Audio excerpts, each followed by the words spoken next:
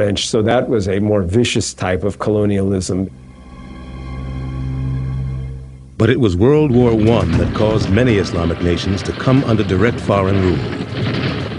In 1914, the crumbling Ottoman Empire allied itself with the Central Powers of Germany, Austria, and Hungary. Upon their defeat in 1918, the remaining Ottoman territories became spoils of war, to be divided up among the winners. Britain obtained control of Egypt, Palestine, and Arabia. France took Lebanon, Syria, Morocco, and Tunisia, in addition to its already established colony of Algeria. What this does is that effectively it deconstructs and dismantles the system of authority that Islam had developed over 1,200 years. Under the colonial yoke, unrest was brewing, fueled by disgruntled Muslim writers and scholars. Ultimately, their goal would be to drive out the West and to establish their own governments based on traditional Islamic principles. One of the most effective of these opposition groups was the Muslim Brotherhood. The Muslim Brotherhood is an organization which was founded in 1928 by Hassan al-Banna in Egypt, which originally was meant to regenerate Islam in that country. But later on, it became a significant and revolutionary political movement. The Muslim Brotherhood was an important part of the revolutionary efforts that ultimately led to Britain's withdrawal from Egypt in the 1950s. Elsewhere, after World War II, other colonies found their own routes to independence. Some peaceful, others bloody. Yet some of these fledgling nations didn't return to traditional Islamic ideals.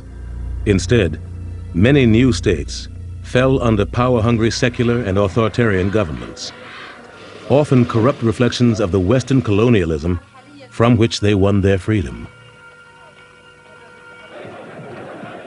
Most people in the West forget that one of the most important heritages of imperialism throughout the world, and in particular in the Middle East, is that imperialism brought to the Middle East real ideas and skills in having central authoritarian governments. The groups resisting these new forms of rule became known as Islamists, whose message is reflected in the words of Sayyid Qutb, leader of the Muslim Brotherhood. It is necessary to revive that Muslim community, which is buried under the debris of the man-made traditions of several generations, and which is crushed under the weight of those false laws and customs which are not even remotely related to the Islamic teachings.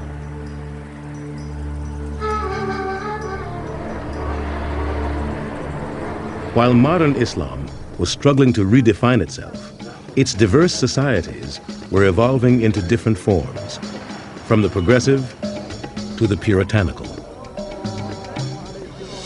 One particularly influential and puritanical Islamic movement has become well known to the West in recent years: Wahhabism, which has its roots in the 18th century. In the middle of the Arabian Peninsula in the 18th century, there was a very strict teacher that emerged. His name was Muhammad ibn Abdul Wahhab. Muhammad ibn Abdul Wahhab achieved a fanatical following among the Bedouin tribes of Arabia by preaching an ascetic, puritanical form of Islam. His followers, the Wahhabis, first gained political power when they forged an alliance with the House of Saud, an ancient royal Arabian bloodline. You had a tribal chieftain, Muhammad ibn Saud, and a puritanical teacher, Muhammad ibn Abdul Wahhab, creating then a system which is the foundation for the Saudi state that was created in the 18th century. These Saudi leaders became the royalty of modern-day Saudi Arabia.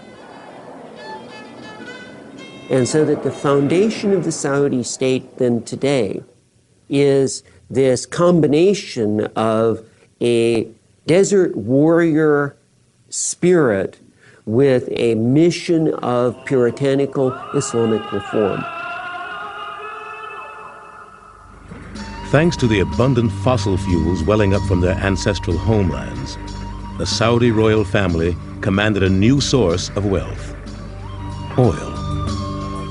With these riches came power, and Wahhabism grew in influence throughout other parts of the Middle East.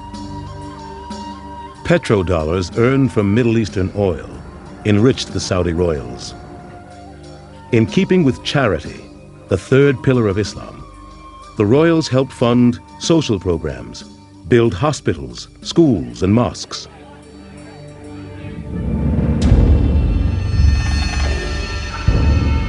But some extremists have taken that wealth and put it to violent ends, attacking Western interests under the banner of jihad. Jihad. It is a concept so integral to Islam, many Muslims believe it constitutes a sixth pillar of the faith. But many Muslim scholars and practitioners decry the simplistic warlike interpretation of the term.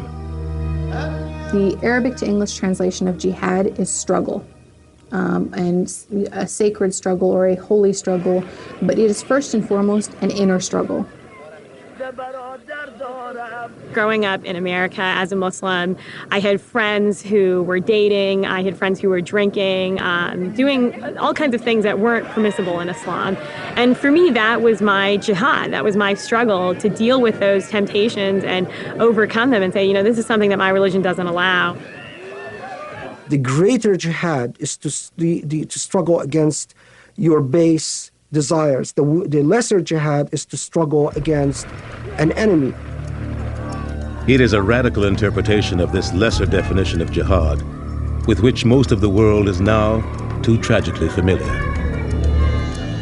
Over Muslim history, the term jihad has more often meant just war.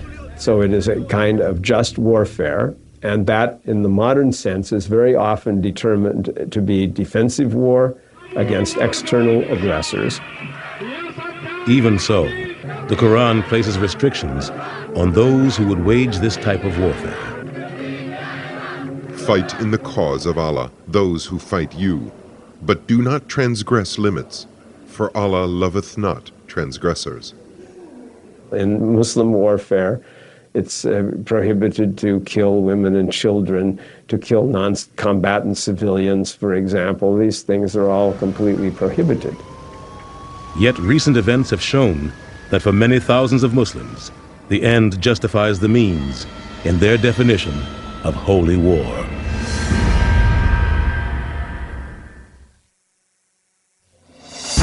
The events of September 11, 2001 left an entire world speechless with horror.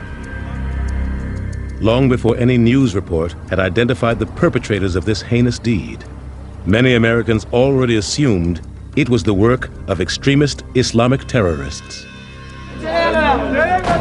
How did a religion that preaches peace and tolerance become so entwined with violence in Western thinking?